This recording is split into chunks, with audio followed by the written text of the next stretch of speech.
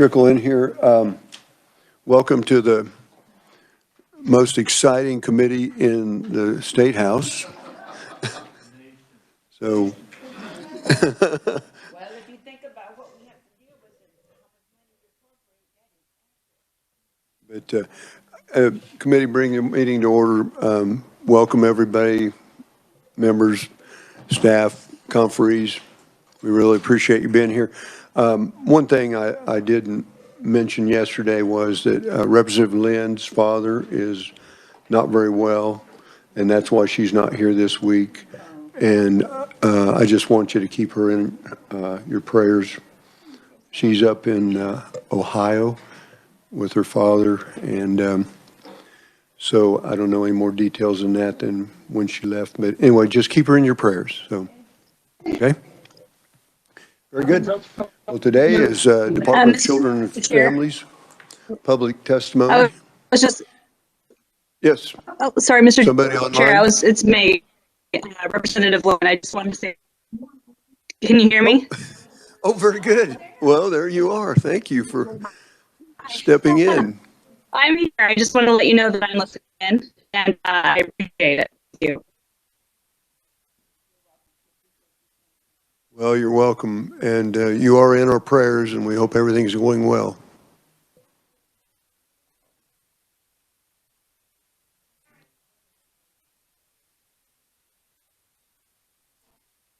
Okay. I don't know what happened there. All right. Again, as I'm saying, public testimony for the Department of Children and Families. And first up, we have Tammy Thomas with Safe Families for Children, Kansas.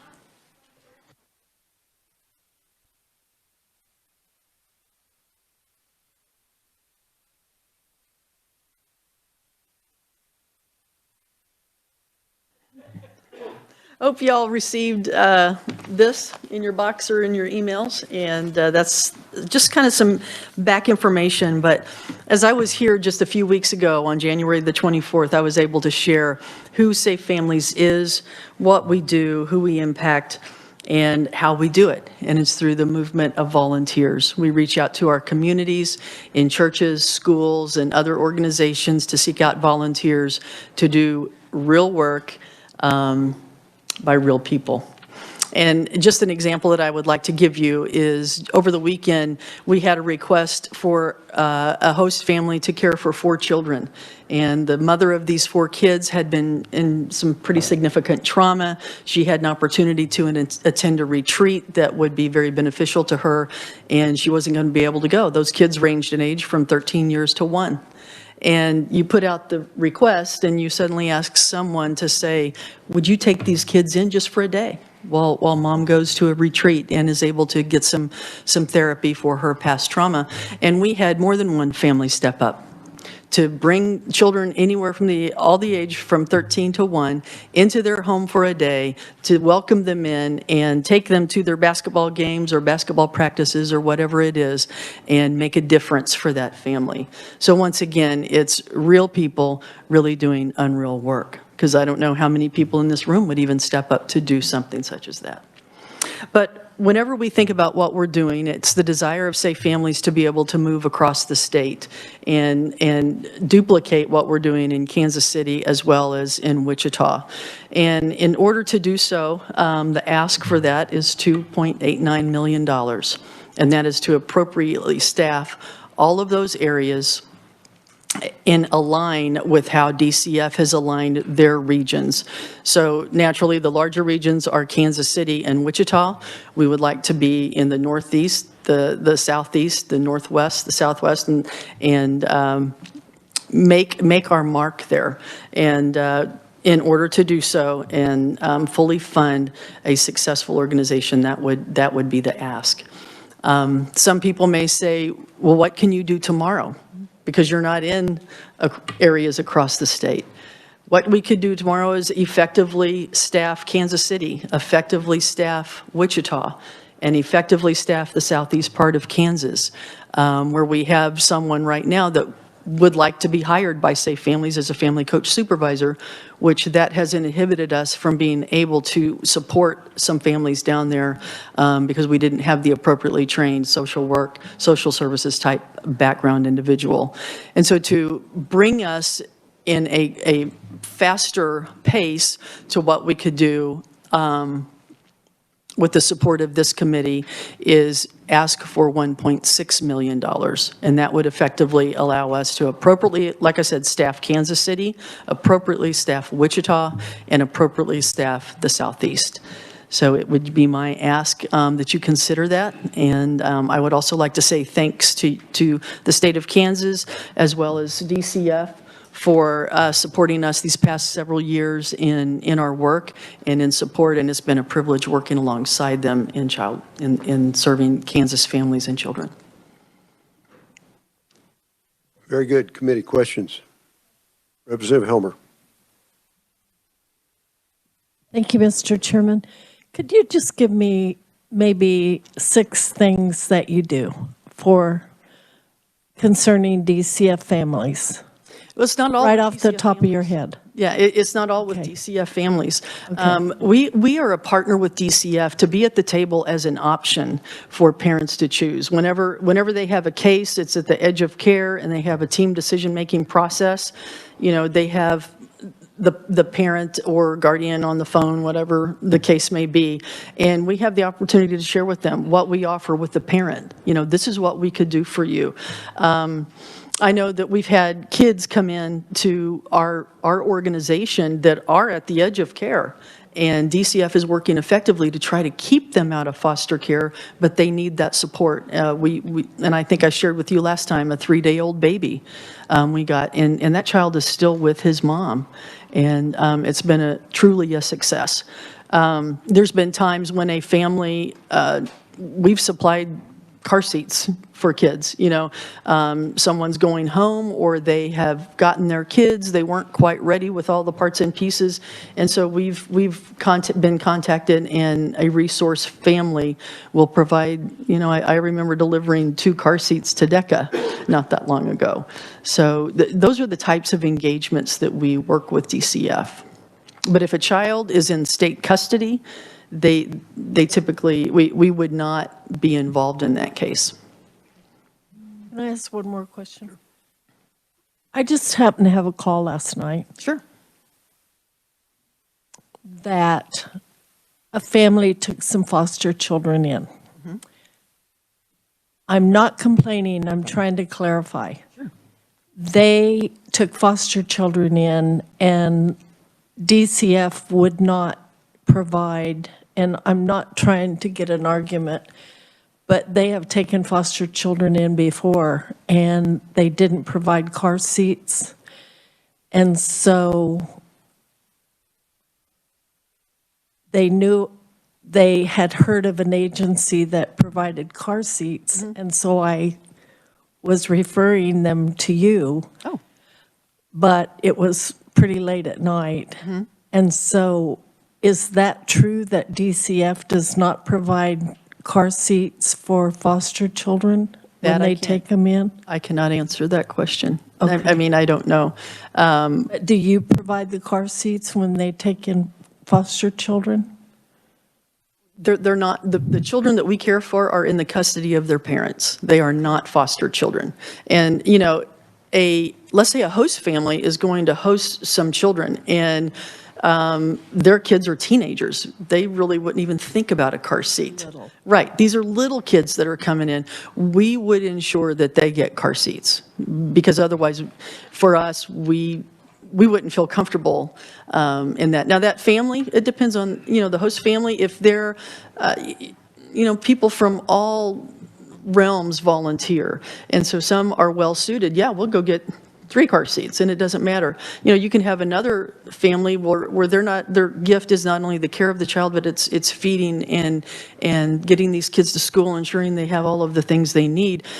They say they could call up the family coach supervisor and say, hey, could we get some car seats? And either I myself am going to go get them and take it to them, and I don't get reimbursed for that. Or I'm going to see if I can, they'll put out on the computer through the database a family friend request. Hey, could we get a couple of car seats? That's what we do.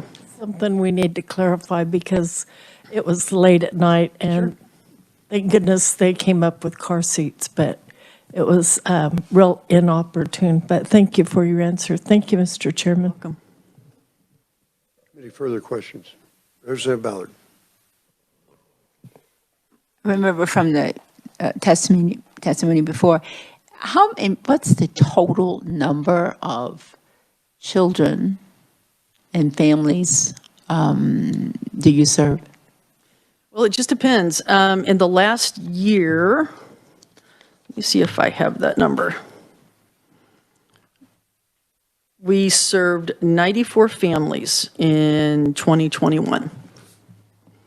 And that can, typically that's a lot more children than 94. Those are families that you have served.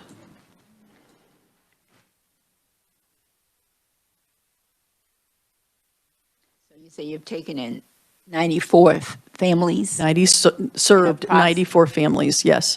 Now, those could be hostings, where we've hosted their children, or it could be family friendings. And I explained, a family friending before, where the children stay with their folks, but we're alongside them to whatever that need may be. Is it meeting the parent for coffee and they've got 2 kids, just to keep that mom or dad encouraged, with their life issue that they're going through. But not everything is a hosting. You said you want to be in all 6 regions. How many regions are you involved in today? We have 2 active, Wichita and Kansas City, which are the larger regions. In the Southeast, we have been active. We have host families there. But when the family coach supervisor decided to get her master's degree, she resigned, and it's been very difficult to get a replacement for her. But we have someone that we have contacted us that would love to be our family coach supervisor down there, and we're in the process of doing the last bits of necessary steps to bring that individual on.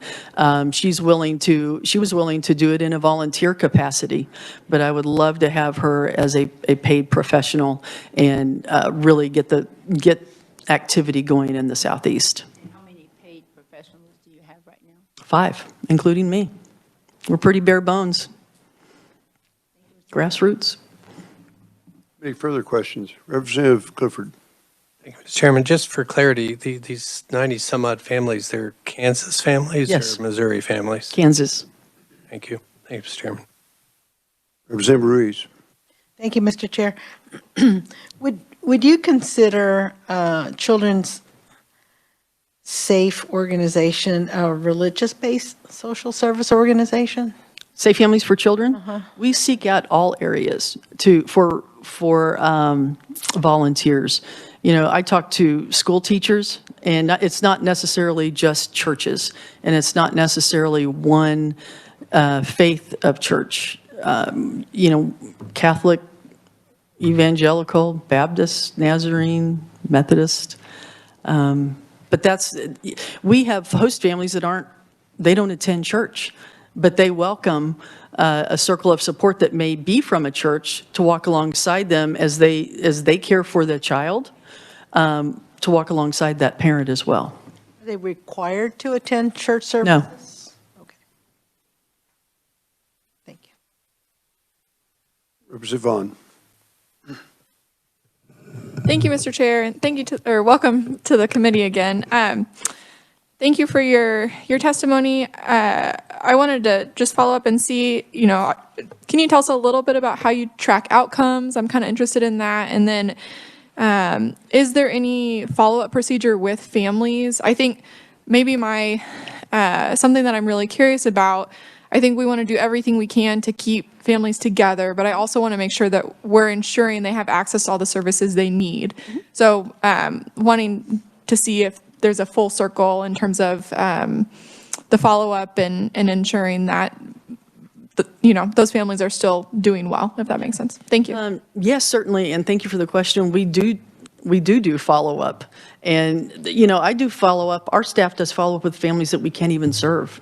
Perhaps we get a call, and a child maybe they're 16, 17 years old and they become violent with mom. That is a situation that you have to be qualified in a way, many times it's beyond your lay person, your next door neighbor. But we always follow up to make sure that family receives some sort of support or at least encouragement. The fact that somebody calls them on the phone to check on them. Now, some families, after we have an engagement, a hosting, or maybe it's family friending for several months, they're done. And they're like, what, if I need something else or if I have any issues, I'll give you guys a call. And that has happened. And so we do that really at the desire of that placing family or that intake parent. Because we don't want to be a pest. We want to be available to them when they need their help. Thank you, Mr. Chair, if I may. Kind of to follow up on the ranking members' questions, I was wondering too, is there kind of a strategic plan for growth in terms of, if you're serving 96 families in a given, or 94 families in a given year in the metro, or on the Kansas side, does it make sense to scale up those operations before expanding, or what's kind of the plan for expanding across the state, and what's your strategy there? Thank you. Right now, we have a church that has really taken Safe Families, to heart, and they're a satellite church of a larger church in Johnson County, and they're now up in Leavenworth.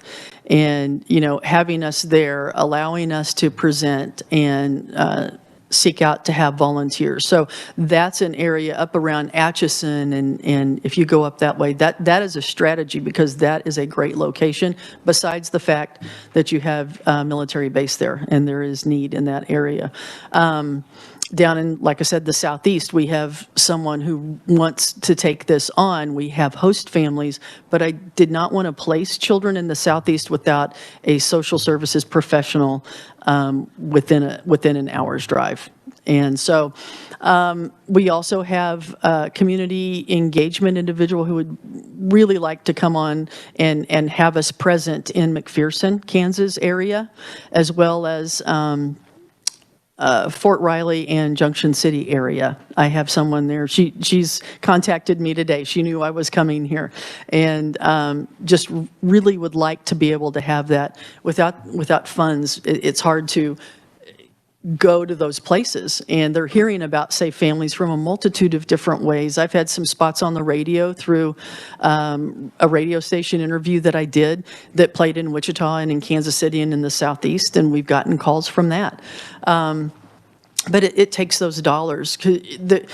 If you have to have somebody who knows the community, they know how their community functions and what those needs are, and then you have to have a social services professional in that area as well. And I have a master's level social worker in Kansas City, and she is a conduit for all of those folks that would be across the state to talk with, or if we need to kind of powwow as a group, she would certainly be part of that. So it's you don't host if you don't get the word out, but we're not going to host if we don't have a social services professional alongside us.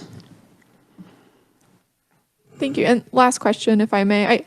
I think in your former testimony, you mentioned too that you guys have previously received a DCF grant. Yes. And I was just wondering, have you reapplied for that? How has that gone? Are you just trying to scale up, or could you talk more about that? We're trying to scale up, and I assume it's gone well. I've not received anything saying that it's not, and I file quarterly reports with them. All of our budget transactions and things that we do, where we're at, good communication with DCF. I've not had any struggles with them. Great. Thanks for answering all my questions. You're Thanks, Mr. welcome. Chair. Well, Representative Howerton. Sorry, thank you, Mr. Chair. You had mentioned in your previous testimony about possibly expanding to babysitting. Is that still Yeah. Like a future plan, or is this, would that funding it's go towards? temporary, you know? Right. We had a mom that she was ordered by the court. It's not DCF related, but she was ordered by the court to take parenting courses. And she has kids, and what was she going to do? And so we said, hey, we can watch those kids. Well, you do, I think it was 2 nights of 4 hours a night, you know? So yeah, we do that. We call it day hosting because they're not staying overnight, but much of the same paperwork has to be done, you know, in terms of power of attorney, in that they could get them medical help immediately if something like that was needed. It's not just like a drop-off daycare service, yeah. Any further questions? I have a couple. Okay, so how much is your grant now? $296,240.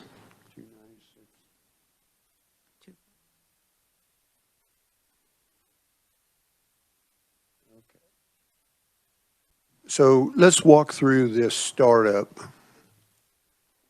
You need, you know, what I have no idea what the rate would be, 60 grand a year for your social worker? No, I mean, we've been working on a small budget. I started them out at 40. And so my master's level social work family coach supervisor is earning 45. So how many of those would you need? In Kansas City, we would need 6. And in Wichita, we would need 6. Okay. But that doesn't account for, you know, my master's level person has been with Safe Families for about 2.5 years, and she's not had a raise. I understand that. Yeah. I'm just trying to get my arms around Sure. what you would actually need to start this program up. I'm also thinking about, you know, you're not going to go from 0 to 100 miles an hour Right. in a little bit of, you know, in a year's time. Right. It's going to take time. Yes. So I think I'm just trying to get my arms around what you would need. Your first ask was pretty steep. Sure. This one's getting better, but I think the program could work, but we're not going to go from 0 to 100 very quickly. Yeah.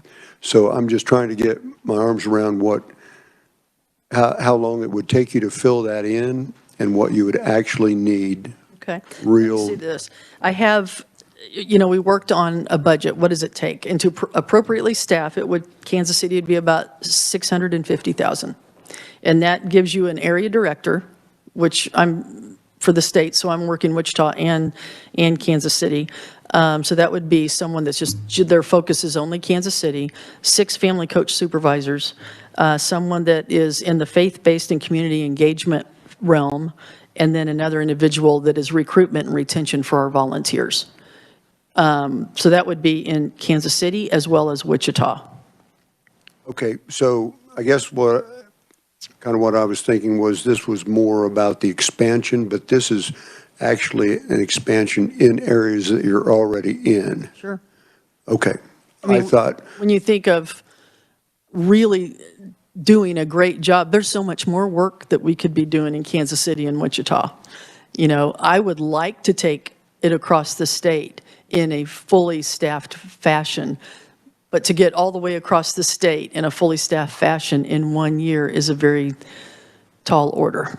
well, that helps me. I actually thought that you were probably already involved and had all you could handle in Wichita, you know, and we're fully staffed in Wichita and in Johnson County. Yeah. So really this is to build Wichita, Johnson County, and then Southeast. Pacha, or the southeast, and then expand from there.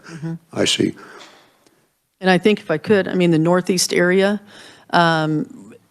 we have interest. We have a church up in, like I said, Leavenworth area, and you move on up to Atchison and that northeastern area of Kansas. That would be huge. Okay. So what's your bottom dollar? 1.6. You might be disappointed. All right. If it's more than 294, I'm excited. Very good. All right. Representative Ruiz. Thank you so much. Oh, I'm sorry. Excuse me. Sorry. Thank you, Mr. Chair.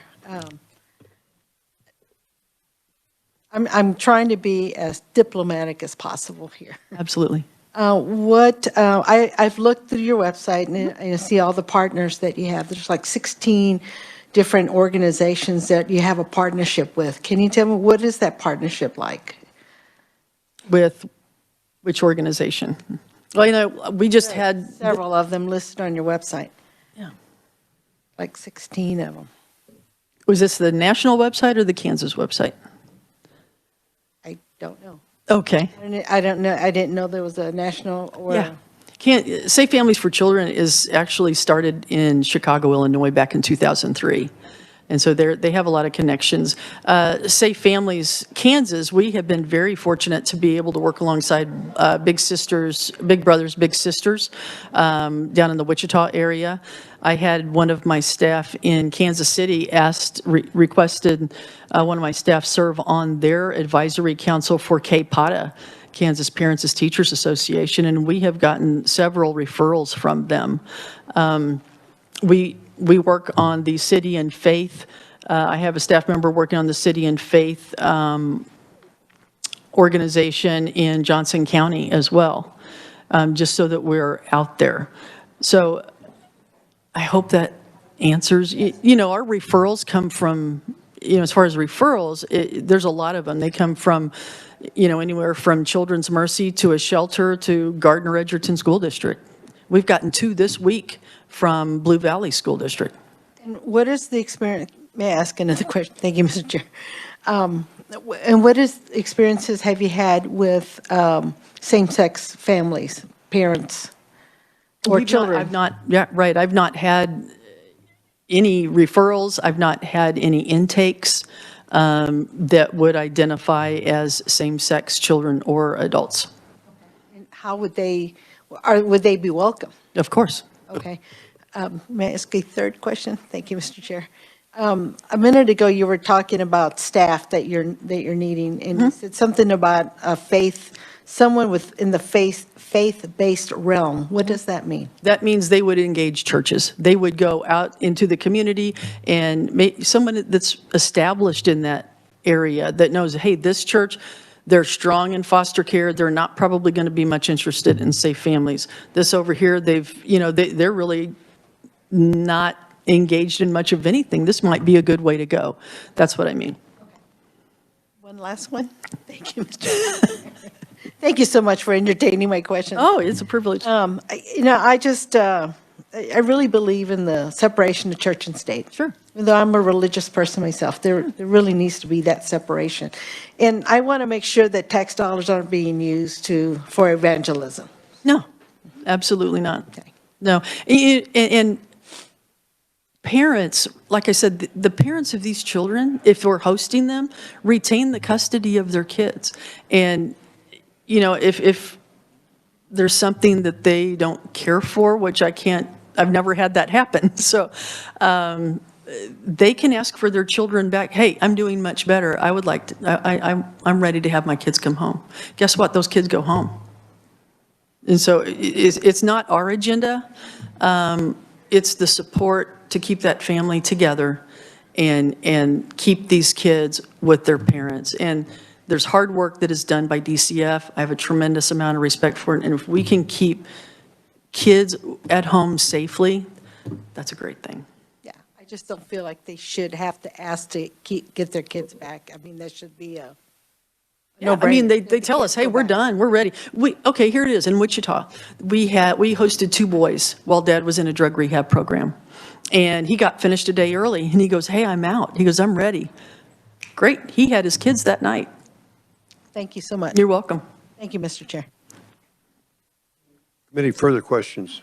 Representative Ballard. Thank you. You raised another question for me. Where do you keep these children? You said something about we have them and we can give them back. I mean, what At the host family. lodging do you provide? Of the host family? The host family, sure. Yeah.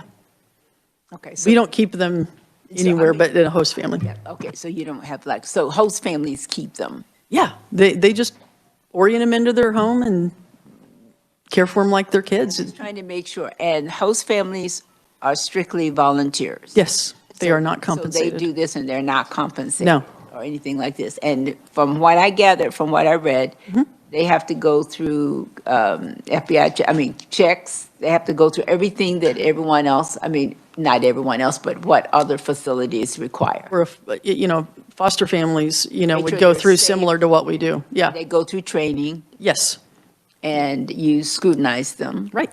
And how often do you check on these foster parents? The foster parents, the host Well, families, the host families, excuse me. you mean with a child in them? Yes. At least once every other week. If there's a need, or if the child is, teary or has been sick, we're in there every week. If there's a need for us to be there, we're going to be there. We're not going to let an event go by, oh, we've already been there this week. We're going to be there. Are they required to submit a report on progress and what they're doing? The host family? Families. The host family documents what they do, like, hey, he joined our son's basketball team that my husband coaches, or whatever the deal is. And notes from the host family are kept, and we upload those into our system. And not long before I was here back in January, we had been, what's the word I'm looking for? That we had a review done by DCF, and every single hosting was reviewed. Every single host family was reviewed to ensure that we were up to date, up to snuff on what we are documenting. The notes from the host families are included. The notes from the visits of our staff are included. Conversations with parents are included. And we've had a child, that we've kept. This was a DCF case, and the parents couldn't have the custody of their kids, although they were not in state custody, but they were allowed to have visits with them, and we did that. We worked with the parents and said, hey, we can meet at this location, and they just visited and enjoyed and had a great opportunity to assure their child they're doing good and coming along, as well as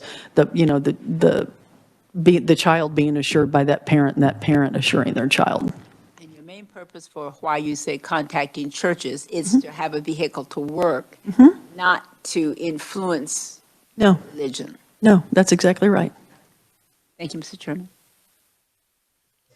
Committee, further questions? Okay, very good. Tammy, thank you. Thank you. You've been on the hot seat today. For this Well, it's been a committee, so- privilege to meet y'all. The next guy knows how that is. John, you're up.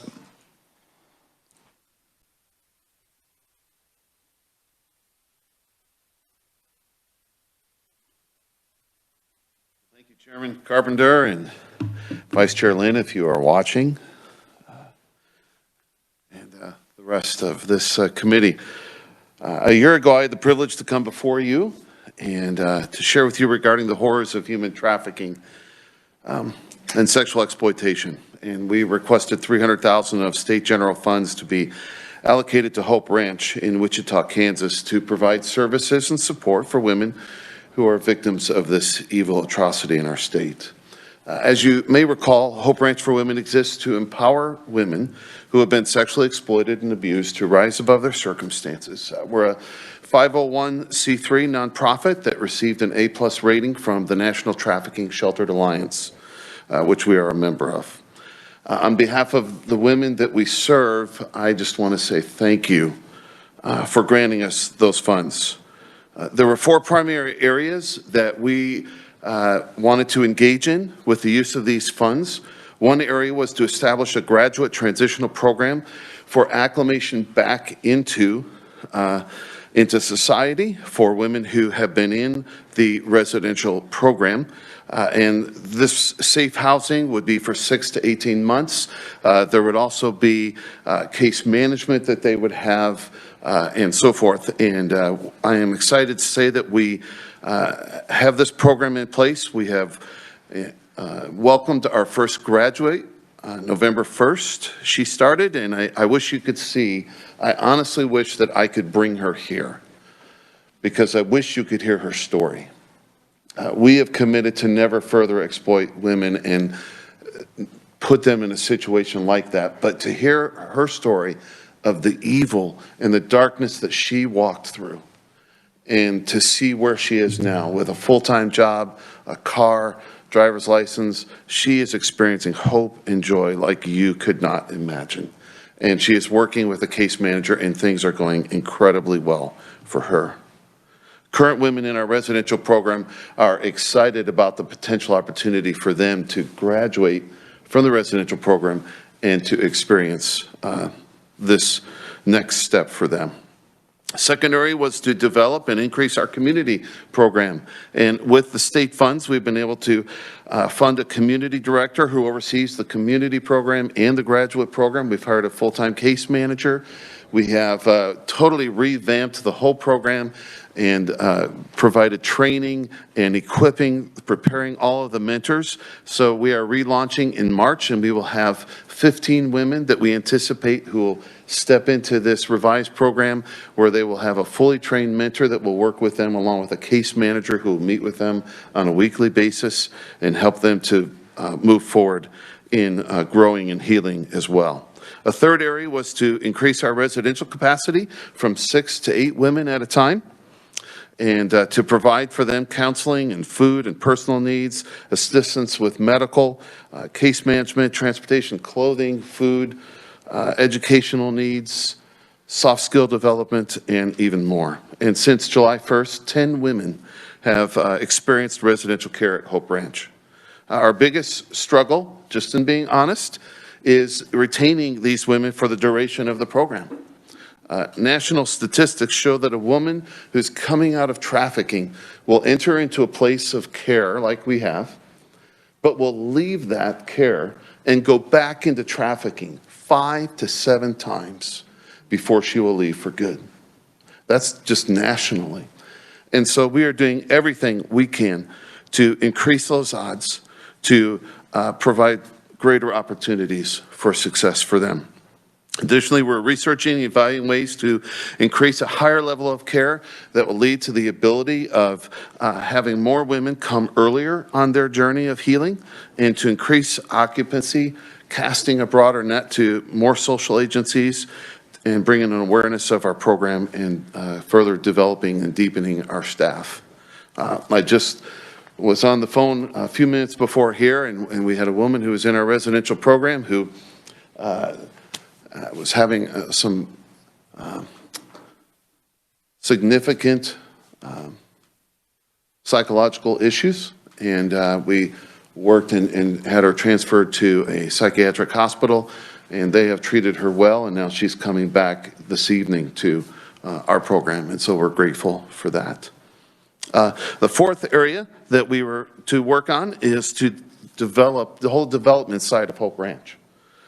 To increase the awareness of sexual exploitation and human trafficking, as well as how Hope Ranch for Women is helping to heal women from this trauma.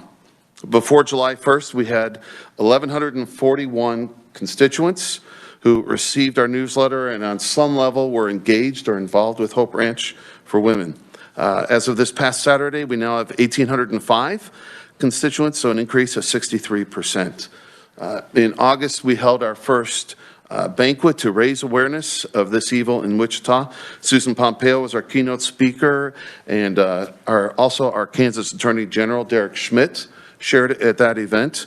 And he said, this exciting initiative from Hope Ranch is a part of our state's strong leadership in combating human trafficking and will make a real difference by providing much needed support for survivors. Almost 450 people attended that event, and we're grateful for it. This past Saturday, if you don't hear anything else, man, this past Saturday on one website alone, there were 329,287 ads from 88,465 profiles for sexual solicitation in the city of Wichita alone. That's the evil that we're facing. Sergeant Dan Oblinger from the Wichita Police Department Vice Squad shared, you cannot arrest your way out of this problem. Hope Ranch provides law enforcement the opportunity to offer these women a path out of the exploitation that they find themselves in. Again, I want to personally thank you for supporting us and allowing us to propel further in helping women to escape this evil and to experience hope and freedom and peace. I also want to thank DCF and especially Kent Ballman from DCF, who spent a day with me touring our facility and meeting some of our staff, and he was a really great encouragement to all of us. So thank you again. Thank you for this opportunity to testify. Very good. Committee questions? Representative Howerton. Thank you, Mr. Chairman. This is, I guess, a point of personal privilege. I actually took a wrong turn and drove by Hope Ranch and was reminded of a presentation that you had done back in Wichita that I heard. And I'm very thankful today. I thank you for your passion and for this project that you're doing. It's incredible work, and I've heard nothing but good things. Thank you. Any further questions? Representative Ballard. Thank you, Mr. Chair. When these individuals leave, do they provide you with an exit interview of why they're leaving? Yes, and it's a variety of reasons. Sometimes they just, because they're not forced to stay, obviously, and so they can leave whenever they want. And some that have gone all the way through the program, are grateful. We've had some that were very close to graduating, and they just felt like, I'm strong enough, I'm good enough, I can make this, and I'm going to be okay. And then we've had a few that have just said, I'm done. I've done enough, and I'm out of here. And one of those attempted to commit suicide about a month ago, and she was also put into a hospital and receiving help and hope. And now she says she wants to come back to Hope Ranch, and she'll be coming back on Monday. Now, can they come themselves? Can they bring their children with them? Or is They cannot bring children. We're not licensed for that capability at this point. So our community program engages with that. So our community program has, we have mentors who are volunteer, but who go through a training process. And then we have the full-time case manager that works with women who have children or women who just for whatever reason do not want to come to the residential program, and try and walk with them and help them through the healing process. the statistics you quoted about how many times they read? Yes. That is absolutely true. Yes. I work with them, and they just don't, quite understand it. Are they allowed to have contact? I mean, like, do they have their cell phones that they can have? Can they have visitors? I mean, what kind of contact do they really have with that world? Yeah, great question. When they first come, they go through like what we call like behind the scenes, we call it a blackout season, when they're not allowed to have any contact. And it's really just for them because we want them to just be able to find some rest and peace and realize that it's going to be okay. I mean, because they experience night terrors, because they're thinking with every sound that they hear that someone is going to wake up and take them to them, and they have trust issues, obviously. It's not uncommon if a woman that comes, we have a woman that just started the program today, that it wouldn't be uncommon if they find her taking some food from a meal and putting it in her pocket because she thinks that she doesn't know when she's going to get another meal. And so we just have to work with her even in that and saying, it's okay. We're going to have more food for you again in just a couple hours. And so we have to walk with them and help them through that. So they go through various phases to answer your question. In the third phase, as they're getting ready to graduate and move on, then they have more freedom and can have a cell phone. But we monitor that and we train them and walk with them through that so that they understand, okay, here's what social media really should look like for you and how you can have a good Facebook account and so forth. Okay. Thank you, Mr. Chairman. Thank you very much. Absolutely. Very good. Committee, I have a question from Representative Lynn.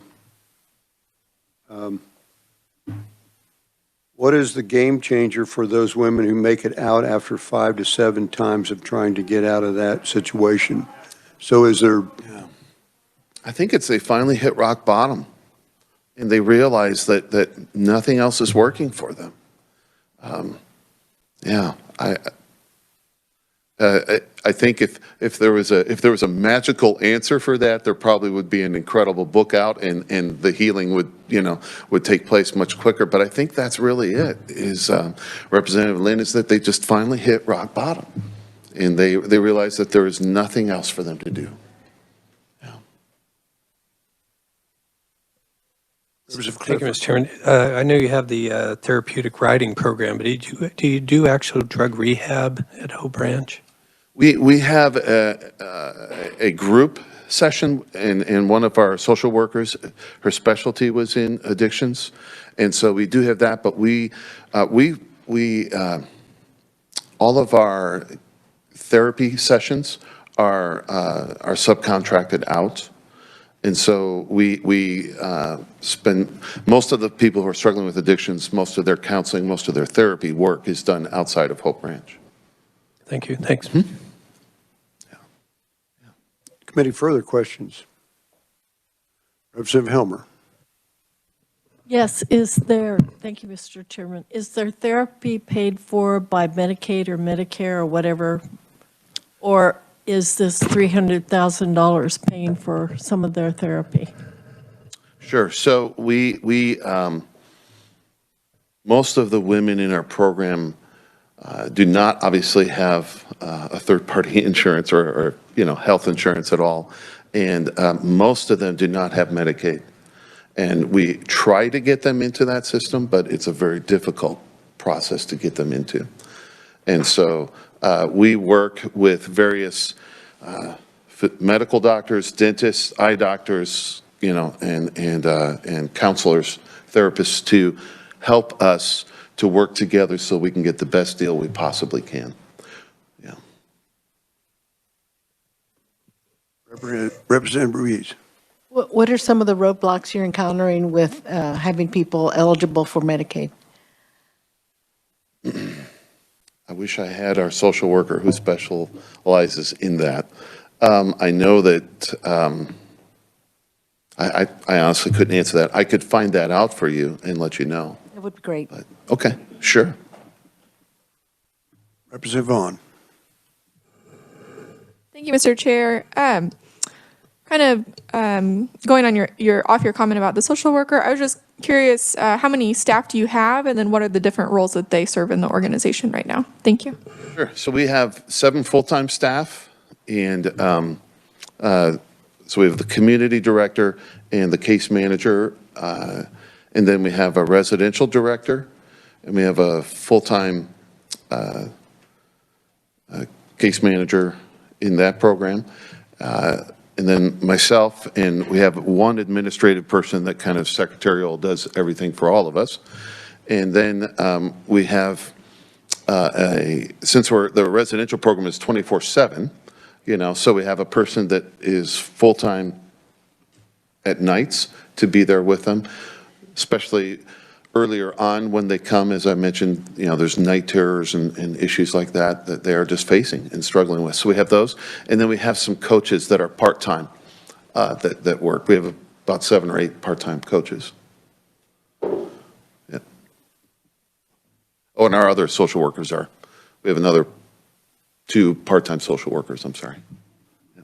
Thank you. And just to follow up, Mr. Chair, if I may, I know we talked a little bit about this last year, and I think you addressed it then as well, but I did do, kind of read through the testimony and looked online, and I know you have a religiously centered mission, and I think, I don't know that I have a problem with that. I'm just wondering, is the mentoring or the programming offered also religiously centered, or how does that play into kind of the services that are offered to the women? Yeah.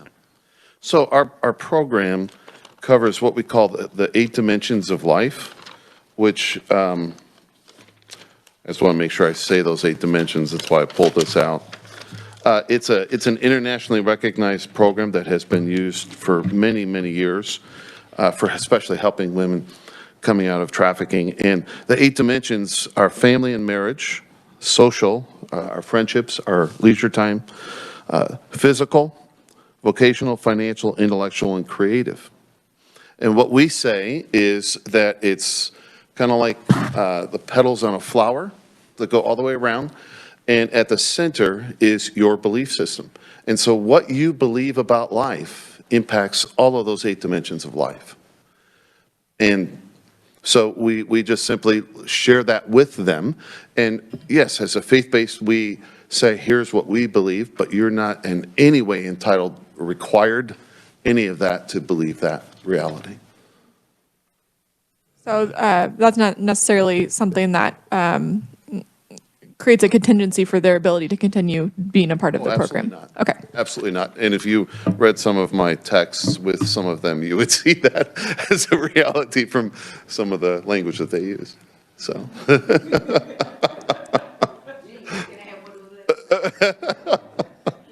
Thank you for that. Thanks, Mr. Chair. Absolutely. Very good. Committee for Representative Reeves. Thank you, Mr. Chair, for another question. I was looking at your status report that you sent to the Department of Children and Families. And in there was a little good information in there. But one of the, I was just curious. It has there an out-of-state transportation, flight and car rental, speaking at a college regarding trafficking and donor fundraising. I'm wondering what college that was. It was Grace College. It was my alma mater college in Indiana. They invited me to come and to share, and yeah. I know right now that we received $10,000 in gifts from people that we have met with people up there. And we had several students that were excited and interested about the potential of doing an internship and so forth. So, and they have a social work track. Yeah. Cool. Thank you so much. Sure, absolutely. Very good. Well, committee, I think I did send you out the report, or Francie did. So we had that to look at, and that was part of our requirements from last year, which was why I said that you're on the hot seat, because, and so far, I think the only thing, and it doesn't have anything to do with you, I'm just one of those very impatient people that want to get things done. And I think this human trafficking is something that it just takes time. It is almost bizarre to me how folks wouldn't want to get out of those situations, but I know the problems, but it is hard for me to understand. So anyway, with that, committee, further questions? John, thank you for being here. Absolutely. Very good. Thank you all for your time. Appreciate it. Thank you. Next, we have Amy Harman. Your deal from France, you'll be on a different day. Her not different day, but a different email. So if you can't find it, it's a later one. Just trying to help you out there, because I was struggling too. But anyway, very good. Thank you very much for being here, Amy. Mr. Chairman Carpenter and members of the committee, my name is Amy Harman. I have a licensed master social worker for the last 24 years and the CEO of CALM Agency for the past 7 years. CALM is an active board member of Children's Alliance of Kansas. Rachel Marsh, the CEO of Children's Alliance, encouraged us to present to the committee and introduce ourselves to you today. CALM is a small foster care placement agency with a team of licensed master's and bachelor level social workers. Formerly, we were Catholic Charities, but in 2015, they changed their mission statement and closed the program. CALM was opened by 3 social workers practicing together since 1997 and 1 office manager who is an adoptive parent. Currently, we have grown with a total of 6 licensed social workers. If you're wondering what CALM stands for, I can tell you. It's Christine, Amy, Laura, and Michelle. I tell them I have job security because I'm their only Val. Because we are so small, we wear many hats. Today, I get to be a CEO, but my favorite job is being a social worker, supporting our CALM super foster parents. Since privatization in the late 1990s, our team of workers have been used to building foster homes taking tougher kids. During this 20-year time frame, we have become specialized experts working with complex, high-needs children, such as nonverbal autism, medical fragile, IDD, and others requiring out-of-home care in creative ways. Here's an example of a typical level of child we work with. Let's call her Sue. It begins when we receive a scary referral of her behaviors and actions with pages of her life history. In this case, Lake Mary was her home for the past 2 years, and now resources are being vetted to explore options for her to level down. 22 people participate in a conference call, and you might not guess, but one of the top 3 most common questions our foster parents ask me is, what's her size? Well, she's 6 foot, 150 pounds, and for many with her prior aggressive history, this would be a deal breaker for our foster parents. Oh, by the way, she also has a dual diagnosis of IDD and episodes of delusion. You ask her what she wants to be when she grows up, and she'll tell you a truck driver. You know, those trucks that turn into transformers, and then she can get off the grid and then go swim in a pool all day.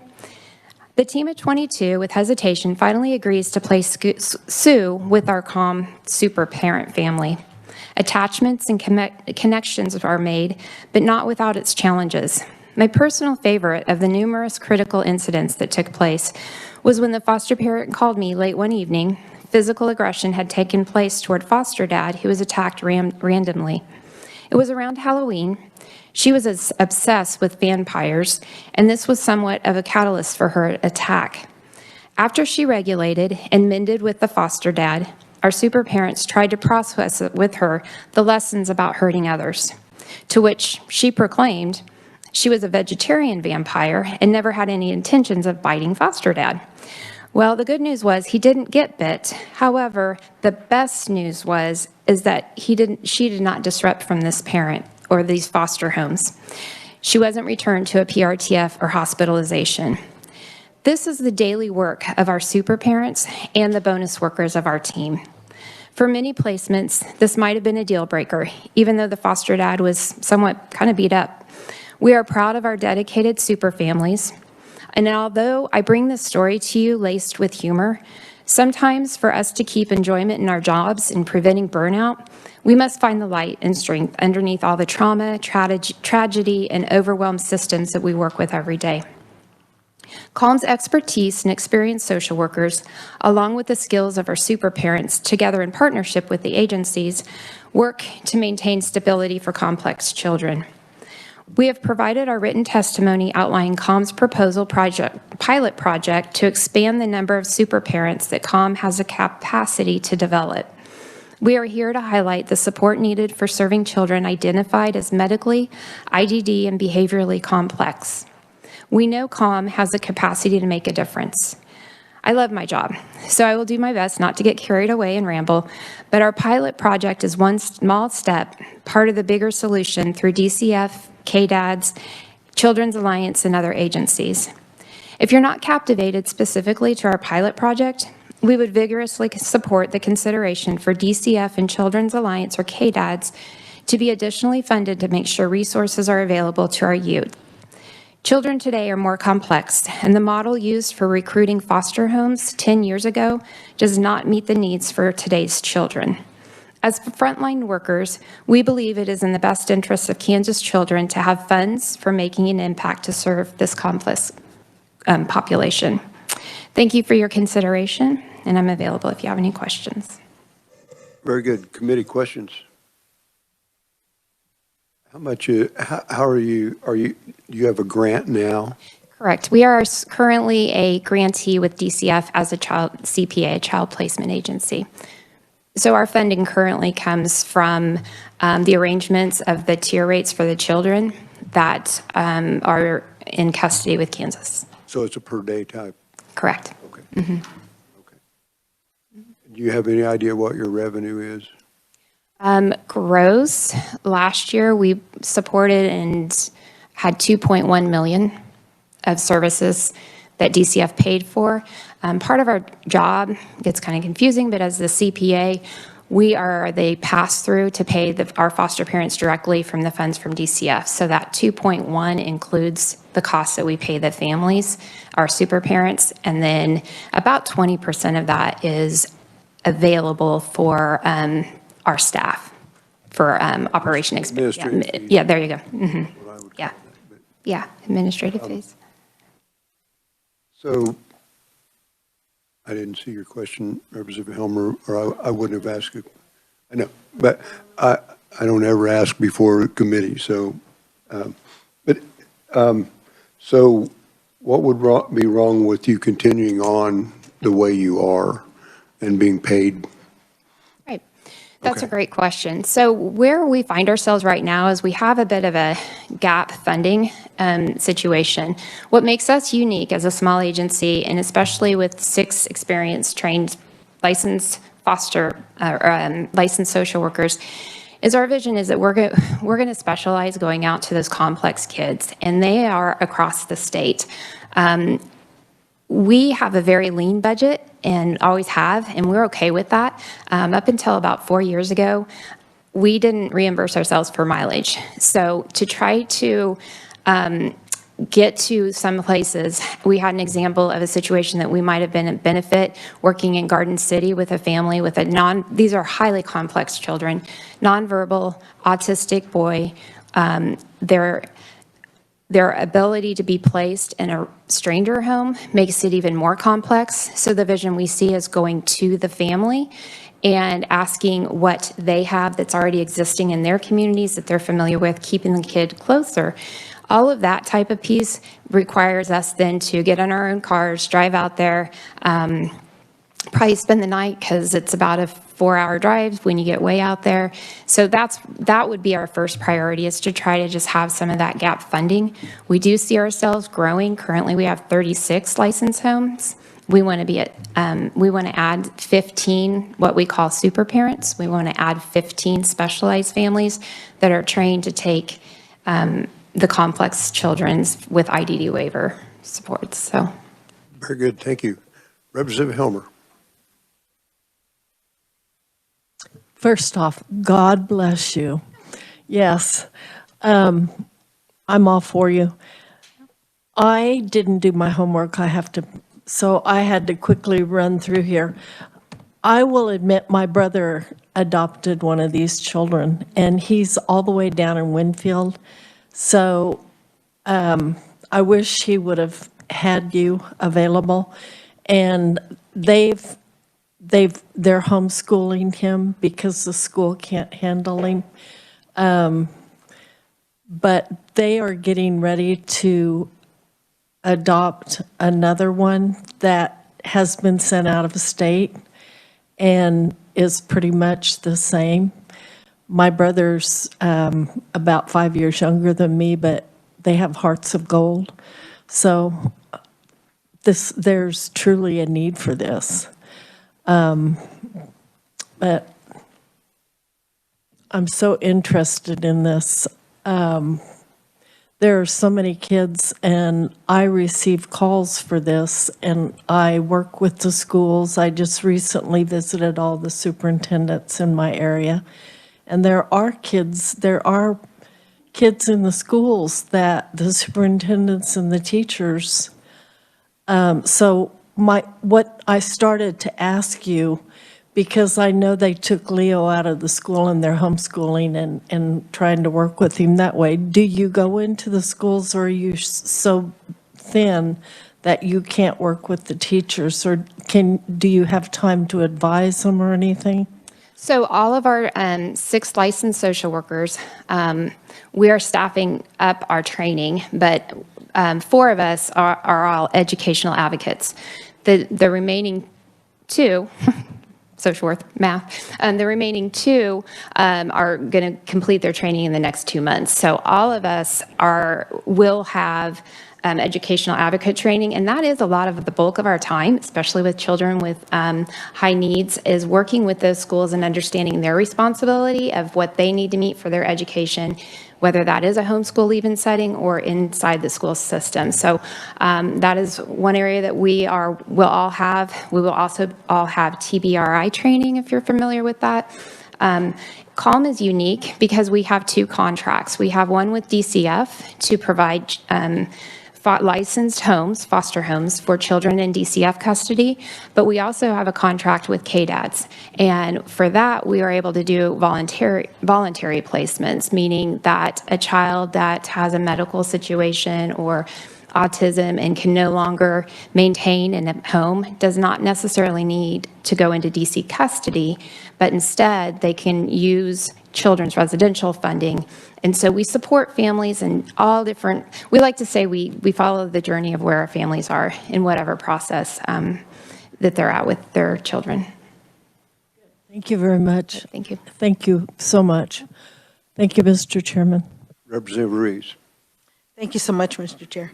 I am really impressed with this, and part it's because you're starting out as with social workers. You're trying to add staff, but you're already starting with a strong foundation of having the professionals that you need.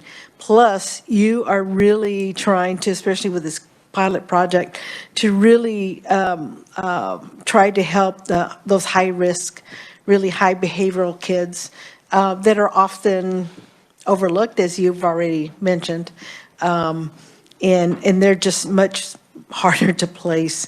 So I commend you for all these social workers coming together and We have a great team. yeah, and being calm about it. Thank you. Very good. Representative Howerton. Thank you, Mr. Chair. I'm just curious, where do you recruit your families? Because it must be difficult to find them. That is part of the funding that we are still, we are in that boat. That is real. What I'm excited about is we do have the staff, like was mentioned. We have the skill set, we have the experience. We even have the super foster parents now that are taking those children. We receive referrals, I bet in my general mailbox, probably 60 daily for placements of children. That's very common. But even specialized children, our name is somewhat out there, as well as you may have heard of Lake Mary. They have a similar program. They're a bit smaller than we are. But between the two of us, I think we really, once we have a child that's moving out of our foster homes, we have about 20 people ready to take that slot. So to answer your question, that is still that piece that we're going to work on. We have some ideas for diligent recruiting, and one of the things, this is new to me, folks, so one of the things is I don't want to overpromise and underdeliver. So we have our goals. We know we have a great team, but the reality is out of my control if I can get that to happen in a lot of ways, because it's up to those families. What we want to do is start out with those families so that we can support them throughout the whole process and know that those resources are there for them. And just to follow up, your presentation was amazing. It's very impressive. So you did a great job. Thanks. Very good. Committee, further questions? Just one more quick one. So on that 2.1 million, is that both KDADS and DCF? You can get back to me on that. I might have to. Okay. Are you asking me if I've made a request to KDADS? No. I have not. We'll be hearing that here too. But no, I'm asking if that included the money from KDADS that you were talking about also. Correct. So the vision we would have for any funds that would not be DCF related, this is a roundabout answer to your question, would be not commingling funds. So we would be able to identify and know that those funds are coming from another source. But we also have a way of sorting if it's used for children's residential families or if it's DCF children in the home. Our super parents will not be trained just to do KDADS or just to do DCF. So there will be the homes that won't be separated because we're going to have them staffed and trained to be able to manage both. I'm not making myself very clear. That's probably me. We have a pot of funds for foster care, and then when you go to DCF, or when you go to KDADS, then you're accessing another fund. So in that 2.1 million that you had talked to me, was that just DCF money, or did that include your KDAD's portion? That's all. You can get, I'll probably shoot myself in the foot, but I think this is probably the only committee that I'm going to come to, just because I'm not quite sure, not confident. we're So, not going to bite your. I know. Yeah. And if you need to get it to us later, that's fine too. I Okay. just Okay. was curious. I'll give that some more thought and try to get more into those details for you and get back with you. Okay. Committee, further questions? Well, thank you very much for your presentation. Thank you for Thanks your time. being here. Appreciate it. Okay, no stranger to this committee, Rachel Marsh. She's wearing a different hat these days, but, and has been for what, a couple of years now? A couple of years. I decided to change jobs right in the middle of a pandemic, so. Yeah, very good. Well, welcome. Thank you you. for being here. Chairman Carpenter, Vice Chair Lynn, if you're still here, Ranking Member Ballard, and members of the committee. My name is Rachel Marsh, and I am the CEO of the Children's Alliance of Kansas. And I apologize because I forgot to enlarge the print on my testimony, so I may be looking down a little bit more than I wanted to. I need to get new glasses. The Children's Alliance is an association of 21 private, nonprofit child welfare agencies. CALM is a good example of one of our members doing good work across the state of Kansas to meet the needs of foster children every day. We provide a full array of services from prevention to reintegration to post-adoption support. And we're here to support the governor's budget proposal for DCF in a number of critical ways. DCF has made significant progress with some of the challenges that our foster care system was facing a few years ago. And we, as the state of Kansas, I received a call from a colleague that I have in California the other day, and she said, well, it sounds like Kansas is leading the country in Family First Prevention Services Act. And I said, yes, we are. And that's thanks in part to the legislature listening to our ask to focus more on prevention. I know the governor's budget this year, she's asking for an enhancement, and we definitely support that enhancement. We're seeing positive results of Family First. It's helping us reduce the number of children who need to come into foster care, and it's showing to keep kids safe and to keep them at home. We also want to thank DCF for another one of our priority issues, which is supporting kinship families and kinship caregivers. Rather than only surrounding foster parents with supports, we're finally learning in foster care that we can surround extended family with supports, which creates a more intergenerational long-term impact on children. And DCF, through a number of initiatives, has really move the needle in Kansas to again be, I believe, one of the leaders in kinship care in the country. And I believe these funds are all included in the consensus caseload revenues. We just wanted to draw attention to that success. Moving on to where we have some continued challenges. In 2019, the Child Welfare System Task Force report came out, and one of the very top priorities was the child welfare workforce, recruitment, retention, and training. I graduated, I got my master's degree. I needed a job. I was living in my parents' basement, and I got on the NASW website and I found local jobs that were available, and I had a job as a case manager in 3 days. And I never intended to stay in that job because it's an entry-level job. I did go on to become an adoption social worker. I learned it, and I left it as soon as I could find a second job because it is the hardest job in the world. I stayed awake just as many sleepless nights then as I do today. And in between has been an easier job because being a case manager is challenging. So we had a challenge. We had a workforce challenge, recruitment and retention and training, and then we had a global pandemic. And currently our providers are facing a minimum of 15% vacancies, open vacancies, not turnover, but vacancies. And we have to have our staff to be able to provide the essential basic services that is required to perform foster care services in this state. So we are asking for you to consider using some of our budget leeway that we have this year to make sure that we are giving DCF the funds that they can use to help us respond in an emergency manner to our child welfare workforce crisis. We have higher than average caseloads And I'm not just talking about reintegration. We're talking about residential providers. We're talking about family first providers. We're talking about child placing agencies. All of the network is suffering from open positions, and we all need some support so that we can have recruitment bonuses, stay bonuses, pay for interns so that we can train interns to stay, or potentially tuition reimbursement. We're not asking for a long-term salary increase because we think we need right now to look at this as an emergency like other organizations are seeing in healthcare or education. We're experiencing an emergency and we need to ask for your support. It would be irresponsible for me to stand here and not let you know that that's a reality for our providers. So we are asking for a lumps free to consider $10 million to enhance the DCF budget so that we can begin to address the workforce crisis that we're facing.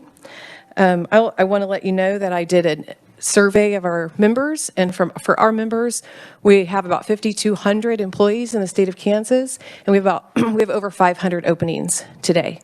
So and that includes everybody. Like that includes all of the administrative folks, people that might not be harder to recruit. But when some areas, some of our PRTFs, they're missing 30% of their employees. They can't staff the beds. So I need to share that with you and ask for your consideration so that we can not go backwards in the progress that we have made in foster care. The second critical issue that we want to raise, and I think that Amy did a great job of highlighting the types of programs that we need to focus on, is looking at our Kansas services in child welfare for youth with complex needs. When Kansas has changed over the last few years, we've decided to reduce the number of children on the PRTF waitlist. We were moving in a positive direction, and then again, the pandemic hit. And so now, while we have the beds, we don't have the staffing for the beds. So children who can't get into PRTF are coming into foster care. We know that children who can't be in PRTF by definition need a high level of care. We also know that when juvenile justice reform passed, and that was an important step forward for juveniles in the state of Kansas, they eliminated Kansas Department of Corrections foster care homes and out-of-home placements. And so those children who are not the low-level offenders, but the moderate-level offenders, or even sometimes the high-level offenders, when they are not feeling safe in the home, judges will place them in foster care. The funds, however, stayed over with the KDOC side.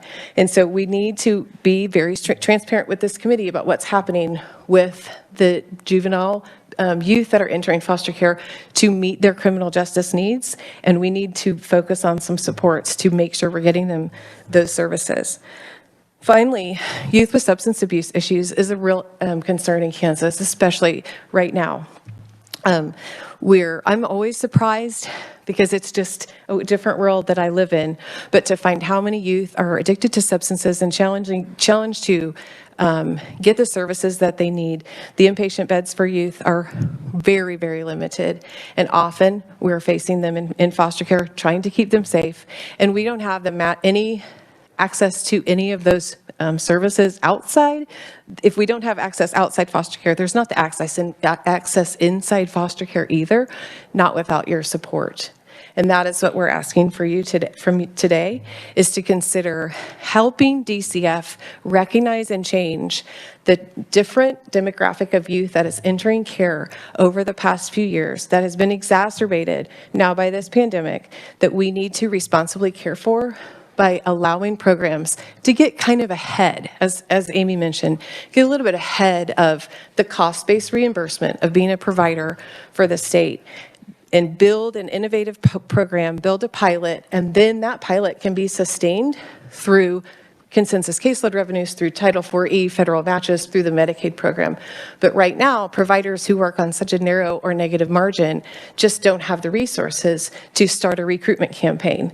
And so we are asking for you to consider supporting DCF to develop a grant program that would allow providers to access some upfront funds so that we can make sure that our foster care system, which has become the safety net for so many youth with complex needs in the state, to actually begin to address with evidence-based services within foster care the needs of those youth. That is my ask for today. I changed position and I did not come, and I make a small ask, Chairman Carpenter. It's a big ask, and I appreciate any consideration that you would provide. But I want to be very straightforward with this committee about the realities of foster care today. I would be happy for any questions that you would have. Very good. Committee questions. Representative Howerton. Thank you, Mr. Chair. So you had mentioned that you guys were going more towards kinship care. I kind of have a little bit of a hard time believing that, because I just had a case in the last probably 6 to 8 months where kinship was recommended by DCF, and then St. Francis came in and changed all those orders. That kinship couple that was recommended did go through the foster care training and does currently have another child in foster care, so it did get them involved. But the child in custody, the mom was in a psychiatric hospital, and so grandma wanted to be involved, but she didn't want to raise the child. And she knew of friends that were a couple that were looking to possibly adopt a child. And that is what they were trying to, because she had a relationship with this couple, and so she wanted to be grandma and let this couple raise the child, and DCF was okay with that. And then it got to the point where they turned it over to St. Francis. St. Francis came in and undermined everything. And I guess that's one case. I get that. But I don't know if you have any comments on that. That's just... Sure, I do. I think that's very concerning to me. When you have a family that's trying to stay together, and at least grandma's trying to be involved, she doesn't want to raise, she knows she can't raise the baby. So now the grandma is raising the baby because she loves the baby, but she wants, she would rather be grandma, but if she can't be grandma and pick who the baby's raised, then she's going to raise the baby. So, Mr. Chairman? Yes, I think that's an excellent question, and I'm glad you asked. I obviously don't know and wouldn't be able to answer about the specifics of any individual situation.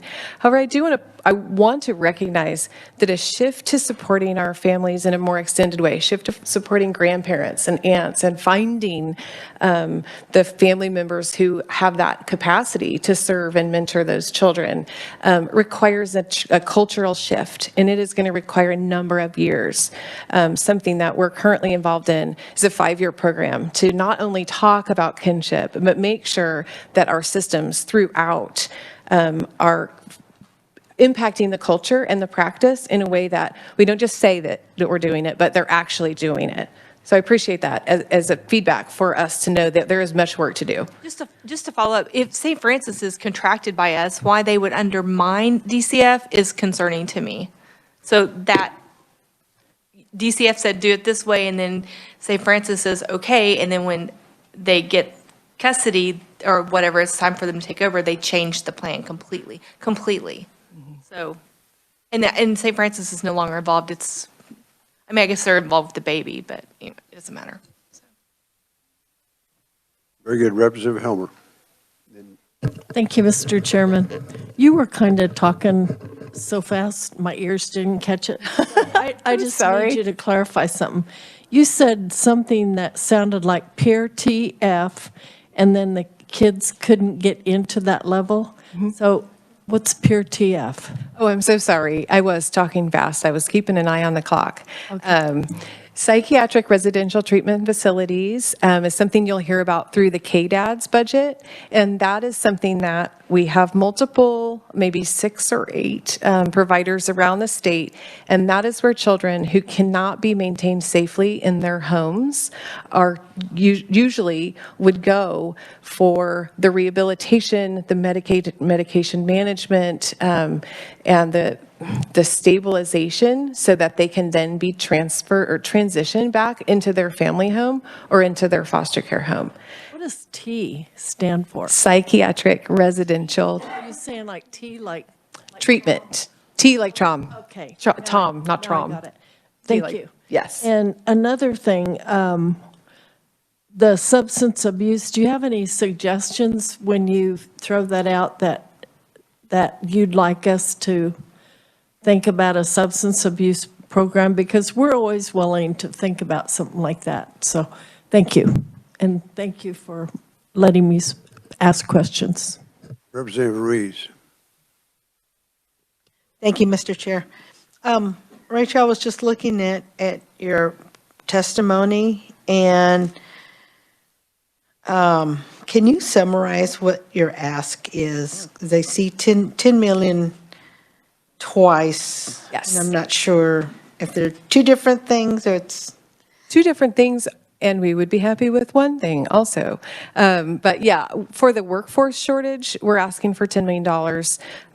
That would allow the $5,000 or 5,000 employee workforce to be retained with the 2,000, and then agencies could figure out how they want to spend that money.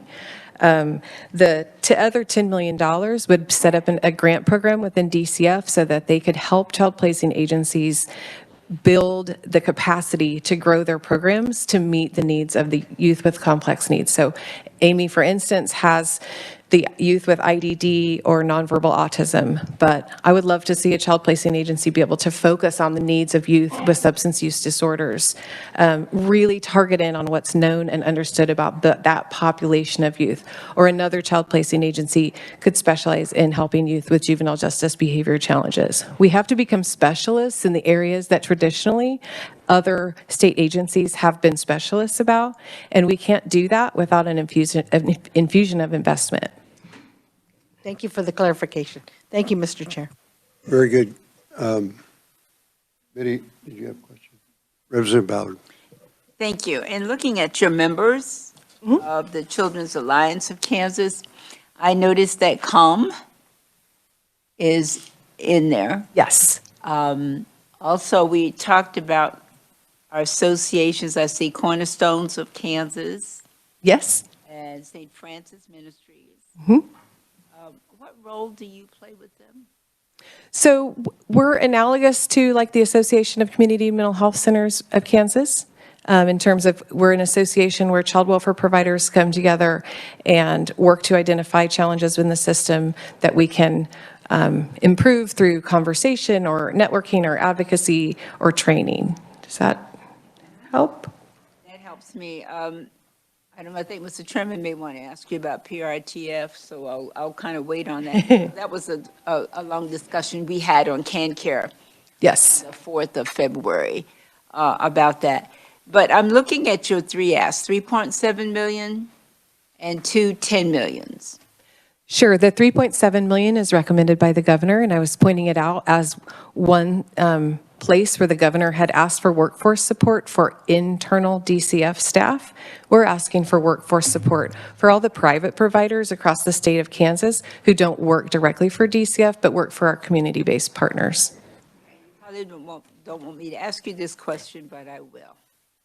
Of these things that you're asking for, think carefully before you answer my question. Not that we're going to jump on it and give it to you, though.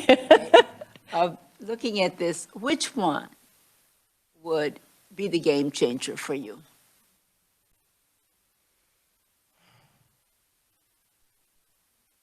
I'm torn because my members would tell you the workforce is essential. They would tell you that they're in crisis.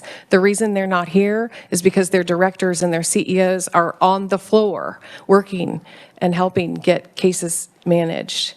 I really personally see investment in more evidence-based programming within foster care as a critical long-term solution. So on behalf of my members, I will answer workforce. I feel like I'm on a game show right now. If I had another question, I'd really give it to you.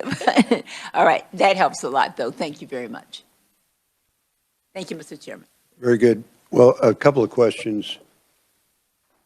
Are you dealing with the Children's Cabinet on some of these issues? You know, thank you for that question. The Children's Cabinet does not include the Children's Alliance as a member, and so we have not historically had the opportunity to be involved actually because our board meeting was on the same day. So we've recently changed the day of our board meeting so that we can begin to engage with the Children's Cabinet. But they're so focused on early childhood and early education, they haven't really ventured into too much the world of child welfare services. So we believe we provide a unique look at the vulnerabilities of families whose children are most at risk in Kansas during their youth. Okay. Well, I was just looking at the Department of Children and Family Spark requests, and there were several $10 million Spark requests, and I wondered if you had anything to do with that. Oh, yeah, I respond to that. You may. I 100% meant to say and have a note here that we are actually asking for this premium pay through DCF to the Spark Committee. I am raising this here with you because I don't know what the Spark Committee is going to do. And if the Spark Committee doesn't help our workforce needs in child welfare, I might be coming back and knocking. And I wanted you to hear it first rather than hear it later from us, that this is a critical issue. And so we're seeking the support through Spark, but will need to be considered in the state general funds if Spark isn't able to support. Okay.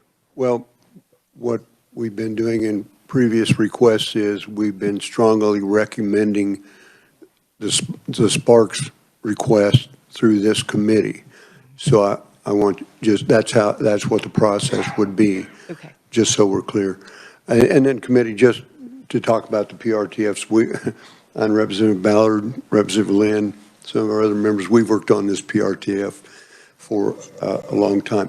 We do actually have the capacity to remove our wait list, but we have a building in Kansas City that we cannot staff, that we could eliminate, what are we, 140 kids on the PRTF wait list. And we have the capacity to eliminate the wait list if we could get the staff to open that building. So just FYI to the committee, can't care oversight, folks already know that. But anyway, so, yeah. So anyway, very good. Committee, further questions? Representative Howard. On the workforce, you said the vacancy rate was 15%? 15% to 30%, depending on the type of facility. I think from what I observed in the responses, the vacancy rate is higher for organizations who are providing that in-person care, the residential care, because that job is so much more difficult. It's higher levels of youth. They require much more self-regulation, constant, and then that's the COVID risk, and people have chosen to take other jobs that are less risky, or they simply can't come to work because they weren't able to do remote like some of us were able to do early on. So are you still seeing, my question would be, are you still seeing the turnover rates as well? So you've got the vacancy rates and then you've got the high turnover. Yes, and the vacancy rates are contributing to the high turnover rate, which is why we're seeing it as an emergency that we can at least slow down. And last summer, I spoke with Secretary Howard, and I said, we have to have a long-term solution to the workforce in Kansas in child welfare. And she agreed, and we're willing to work and want to work on that. If you wanted to support the Children's Alliance, we'd be happy to take funding to do that. But right now, we're in a crisis, and so I don't need consultants. I need funding to hire staff. Any further questions? Very good, Rachel. Thank you for being here. Thank you so much. Okay, next and last, we have Pat Jonas, Cerebral Palsy Research Foundation of Kansas. Pat, are you long distance? I am. Can you hear me? Thank you. Welcome to committee. Good to see you again. I don't know if we can hear you. Hear me or see me, or do you care to see me? We see you. We see you and we hear you. So I will try to be brief. I'm Pat Jonas, President and CEO of Cerebral Palsy Research Foundation of Kansas, and Chairman Carpenter, Vice Chair Lynn, Ranking Minority Member Ballard, and members of the House Committee on Social Service Budget. I want to thank you for your willingness to allow me to provide testimony on behalf of the Cerebral Palsy Research Foundation of Kansas in support for the continuation and the administration of the Department of Children and Families Durable Medical Equipment Program, which we have successfully directed since its inception. CPRFK has managed this program since its beginning in July of 1996. Annually, a grant for $125,000 has been allocated to the Kansas Department of Children and Families through Kansas Rehab Services to CPRFK for this purpose. The Equipment Fund is a resource for people with all types of disabilities throughout the state of Kansas who need referral services, information, or financial aid towards the purchase of assistive technology and medical equipment.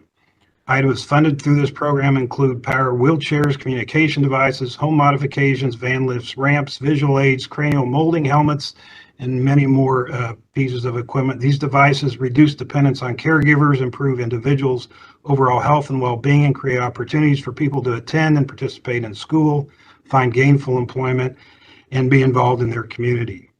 To serve as many Kansans as possible, we work to leverage these funds through developing funding packages for those we serve. Once CPRFK commits a dollar amount to an item, staff then work with the individual or the families to identify and approach other sources of funding, often using CPRFK's commitment as an incentive, thereby creating these funding packages. Typically, we leverage these dollars 3 to 4 for every $1 spent. CPRFK partners with and collaborates with state agencies, foundations, United Ways, and other organizations throughout the state. The equipment fund also provides referral sources for those who need help selecting the device and which best suits their needs. With decades of experience in the field, CPRFK staff are uniquely qualified to lead clients to reputable vendors. And over this grant's 25 history, more than 4,100 clients have received services from 101 different counties throughout the state. And we have provided matching funds of $500,000 over that time frame. CPRFK is dependent upon these grant dollars to leverage additional matching dollars through our 16 United Way partnerships, and most recently, an additional 6 newly established community foundation collaborations. We firmly believe it has been the legislative intent for CPRFK to administer this program since its inception, as we were asked to do that back in 1996. And we are seeking confirmation from this committee through the addition of a budget proviso in the Kansas legislature as a whole to affirm this historical position. And I would like to thank you for this consideration and would welcome any questions that you might have. Very good. Committee questions. Very good, Pat. That's kind of the benefit of being last. I appreciate that. And I appreciate you allowing me to testify from afar. Well, I could almost testify for you, actually, if you guys have not seen the equipment that they make. Yes. It is incredible. And it gives mobility to people that would never, ever be mobile in their lifetime. So, Pat, thank you for what you do. And we got you, man. Okay? Greatly appreciate your assistance. And All right. thank you for all you've done for us over the years. Very good. Thank you again. Thank you. Committee, further questions? Okay, well, that wraps up our public hearing for Department of Children and Families.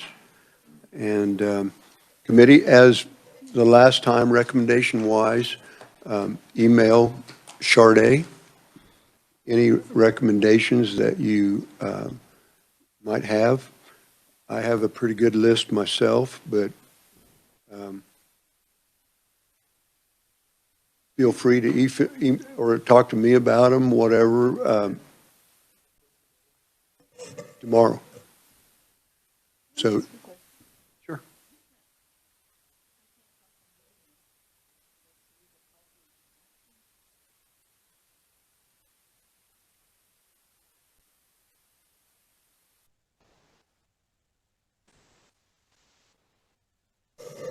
Steve may be able to clarify this for us. I vaguely remember the conversation, Stephen. Thank you. State your name, please. And Steve Green with Cerebral Palsy Research Foundation. Thank you, Chairman Carpenter, for your question. You're correct. They're not asking for any additional funding. They've received and that may have been worded incorrectly. They've always received this grant for the durable medical equipment. They're just what we're seeking is clarification that the intent is for the Cerebral Palsy Research Foundation, which has been providing this service over 20 years, is to continue to provide that service with regard to durable medical equipment, because the current there is no clarity within current statute that says that, if that makes sense. So we're not asking for additional funds. It's just to have it clarified through budget proviso or proviso language. So you're seeking security, Correct. making sure that it's there for future years and that something doesn't unexpectedly occur because it's not been in writing. That's exactly it. It's to seek a surety for future years so they can continue to provide the service and have that certainty that they're going to be able to continue to provide that from year after year. Good attorney says if it's not in writing, it didn't happen, right? Right. Yep, Okay. yep. Thank you. Thank you, Mr. Chairman. Okay, very good. Thank you, Steve. Okay, committee, again, recommendations, if you have any, see me, email them to Sade, and she can go through them and contact me about duplications, because I'm sure there'll be some duplications. And with that, we're adjourned.